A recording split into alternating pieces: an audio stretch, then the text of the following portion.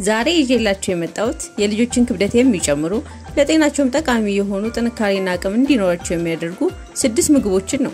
እነዚህ 6 ምግቦችን ለሁለት ቀን ከቁርስ እስከ እራት ልትሰጧቸው ትችላላችሁ። ሰላም ውድ የባራክ ዩቲዩብ ቻናል ተከታዮች እንዴት ናችሁ? የምግቦችን አሰራር ከነጥቅሞቹ እናያለን። ለቁርስ ለውዝና እርጎ። በመጀመሪያ ለውዝን ስንመለከት በውስጡ ፕሮቲን፣ ጤናማ ስብ ወይም ፋት፣ ፋይበር፣ ቫይታሚን ኢ እና ቢ እንዲሁም ፖታሺየም በውስጡ አለ። እንቁን ደግሞ ስንመለከት አንደኛ ለልጆች ጠንካራና ጤናማ ጥርስና አጥንት ጠቃሚ የሆነውን ካልሲየም እና ቫይታሚን ዲን ይይዛል።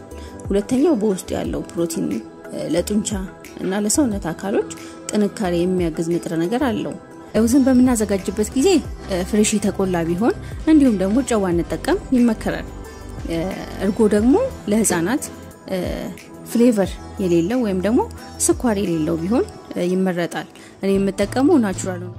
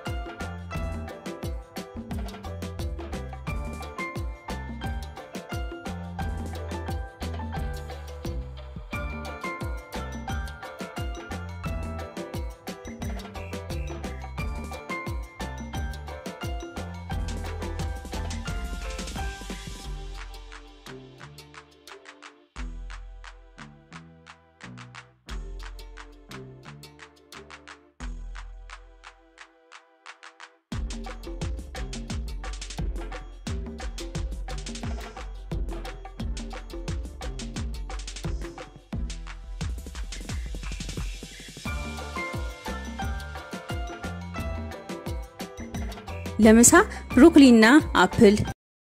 ብሮኮሊን እንግዲህ በውስጡ ብዙ ህፃናትን የሚጠቅሙ ንጥረ ነገሮችን ይይዛል። ከነዛም ውስጥ እንግዲህ ለህፃናት እድገት በጣም አስፈላጊ የሆነ ቫይታሚን ሲ፣ ኬኤ እና ፎሌት እንዲሁም ካልሲየምን ይይዛል። ይሄ ደግሞ የህፃናት እድገትን ይደግፋል፣ በሽታን የመከላከል አቅምን ይጨምራል፣ ጠንካራ አጥንትና ጥርስም እንዲኖራቸው ያደርጋል። ዛሬ እንግዲህ ይህንን ምግብ የምሰራው ከአፕል ጋር ነው። አፕል እንግዲህ በርካታ ጥቅሞች አሉት። ከነዛም ውስጥ እንግዲህ ቫይታሚን ሲ፣ ፋይበር በተጨማሪም ፖታሺየም አሉት። ይህ ደግሞ ለህፃናት እድገት በጣም ጠቃሚ ነው። ህፃናት እርጥበት እንዲኖራቸው ይረዳቸዋል። ያ ማለት አፕል ብዙ የውሃ መጠን ስለሚይዝ ድርቀት እንዳይሰማቸው ያደርጋል ማለት ነው።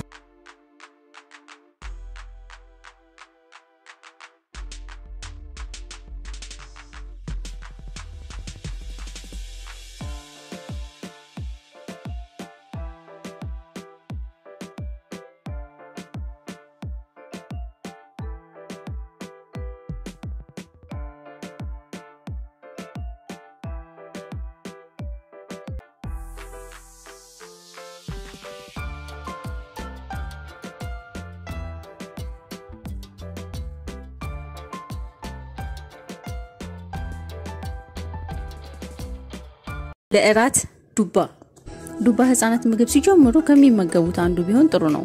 ምክንያቱም ዱባ በውስጡ ቫይታሚን ኤ ያለው፣ ቫይታሚን ኤ ደግሞ የእይታ መጠንን ይጨምራል፣ ለእድገትና የበሽታ መከላከል ኃይልንም ለመጨመር እንዲሁ ይጠቅማል ማለት ነው። በተጨማሪም ቫይታሚን ኤ ያለው፣ ቫይታሚን ኤ ደግሞ ሴሎችን ከጉዳት ይጠብቃል። ይህ ማለት ጤናማ ቆዳ እንዲኖራቸው፣ የበሽታ መከላከል ተግባር እንዲጨምር እና ልጆች ጤናማነት እንዲሰማቸውም ያደርጋል ማለት ነው። ዱባ ውስጥ ያለው ፋይበር ጤናማ አንጀት እንዲኖራቸው ያደርጋል፣ ለጤናማ አይን ይጠቅማል።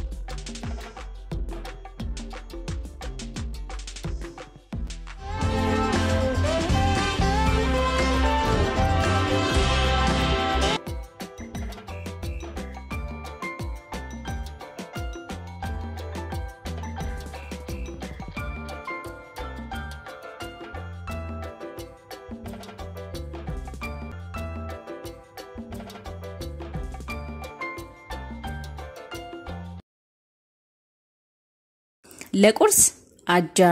አስቀድመን ግን አንድ ነገር ማወቅ አለብን። አጃ በውስጡ ግሉተን አለው። ግሉተን ደግሞ ህፃናት ላይ አለርጂ ሊያመጣ ስለሚችል በጥንቃቄ ከመገብናቸው በኋላ መከታተል አለብን። ወደ ጥቅሙ ስንገባ የመጀመሪያው ለክብደት መጨመር ይጠቅማል። አጃ ካሎሪና ካርቦሃይድሬት አለው። እነዚህ ሁለት ነገሮች ደግሞ ልጆች በጤናማ ሁኔታ ክብደት እንዲጨምሩ ያደርጋቸዋል። ስለዚህ ልጆቻችንን ክብደት እንዲጨምሩልን ከፈለግን ከአጃ ተጨማሪ ካሎሪና ካርቦሃይድሬትን እናገኛለን ማለት ነው። ሁለተኛው ልጆች አቅም ወይም ኢነርጂ እንዲኖራቸው ይጠቅማል። ሶስተኛው አጃ ፋይበር አለው። የአጃ ፋይበር የምግብ መፈጨትን ለማስተካከልና የሆድ ጤናን ለመጠበቅ ያግዛል። በሚዘጋጅበት ጊዜ በተገቢ ሁኔታ ከሆነ ለልጆች ቀላል ይሆንላቸዋል፣ ደስ እያላቸውም ይበሉታል። ዛሬ የማዘጋጀው ከሳልመን አሳ ጋር ነው። ስለ ሳልመን ከዚህ በፊት የሰራሁት ቪዲዮ አለ። አሁን ወደ አሰራሩ እንሄዳለን።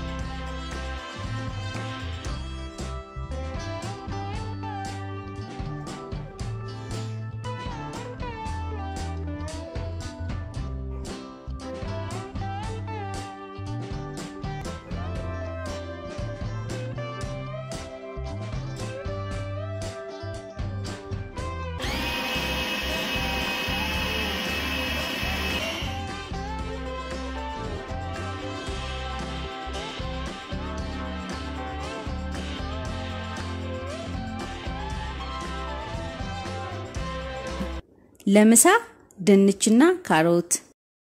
ከድንች ስንጀምር ድንች ጤናማ ካርቦሃይድሬት አለው። ይህ ካርቦሃይድሬት ደግሞ አንደኛ ልጆች አቅምና ኢነርጂ ኖራቸው ለረጅም ጊዜ እንዲቆዩ ይጠቅማል። በተጨማሪ ለእድገታቸው ጠቃሚ ነው። ሁለተኛው ልጆች እንዲወፍሩና እንዲፋፉ ይጠቅማል። በተጨማሪም ድንች ውስጥ ያለው ካርቦሃይድሬት በቀላሉ የሚፈጭ ነው። በውስጡ ቫይታሚን ሲ፣ ቫይታሚን B6 አለው። ይህ ደግሞ የልጆች የበሽታ መከላከል አቅምን ይጨምራል። ካሮትን ስንመለከት ካሮት ከሌሎች አትክልቶች ጋር ሲነጻጸር ከፍተኛ ካሎሪ አለው። በዚህ ምክንያት ልጆች ካሮትን ሲመገቡ ከፍ ያለ የካሎሪ መጠንን ያገኛሉ።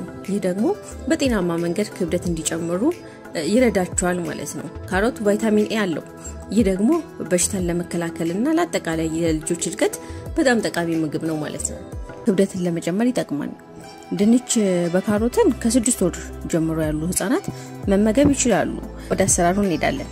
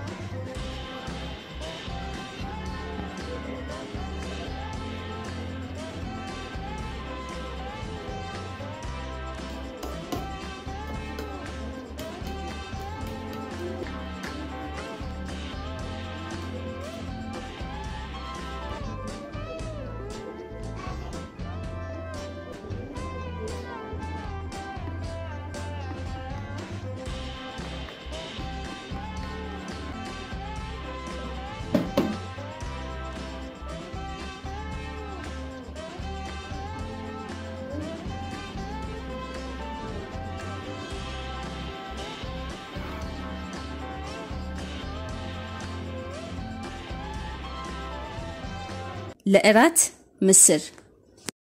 በአጠቃላይ የምስር አይነቶች ተቀራራቢ ጥቅም ቢኖራቸው ዛሬ የምናየው ግን የቀይ ምስርን ጥቅም ነው።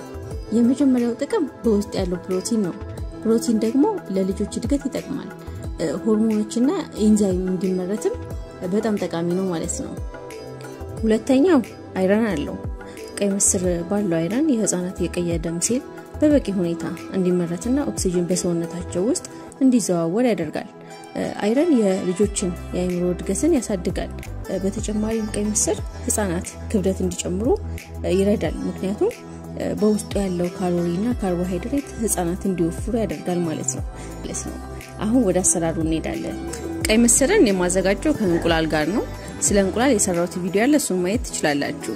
ነገር ግን ልጆቻችሁ የእንቁላል አለርጂ ካለባቸው ከአትክልቶች ጋር ማዘጋጀት ይቻላል። ለምሳሌ ከካሮት፣ ከብሮኮሊ፣ ከአበባ ጎመን፣ ከፎሶሊያ እንዲሁም ከሌሎች አትክልቶች ጋር ማዘጋጀትና መመገብ ይቻላል።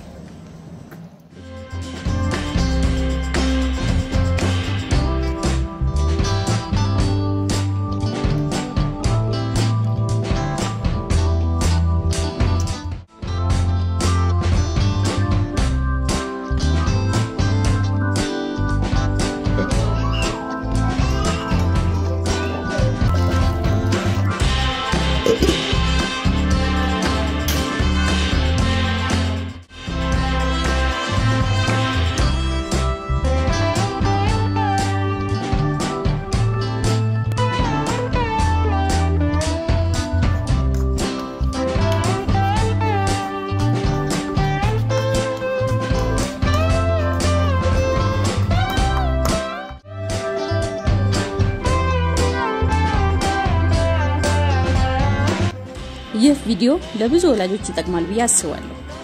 ልጆቻችንን ፈጣሪ ይጠብቅልን።